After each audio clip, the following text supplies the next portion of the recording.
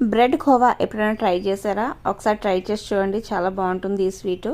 Stove వెలిగించుకొని pan పెట్టుకొని ఇందులో 2 స్పూన్ వరకు నెయ్యి ఇంకా 2 స్పూన్ ఆయిల్ వేసుకోవాలి. బ్రెడ్ని ఈ విధంగా స్లైసెస్ చేసుకొని పెట్టుకున్నాను.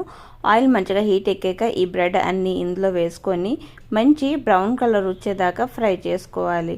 ఈ విధంగా ఫ్రై అయితే సరిపోతుంది. దీన్ని ఒక ప్లేట్లో ట్రాన్స్ఫర్ చేసుకోవాలి.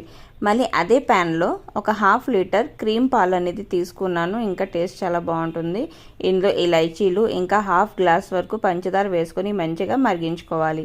ఆ తర్వాత ఇందులో ఈ బ్రెడ్ స్లైసెస్ వేసుకొని మరో 5 నిమిషాలు మంచిగా మగ్గనివ్వాలి. ఆ తర్వాత స్టవ్ ఆఫ్ చేసుకొని దీని పైనుంచి పచ్చికోవా వేసుకొని ఒక 5 నిమిషాలు మంచిగా ఇందులో మిక్స్ చేసుకోవాలి. ఆ తర్వాత ఇది ఇంకొక బౌల్లో ట్రాన్స్ఫర్ చేసుకోవాలి.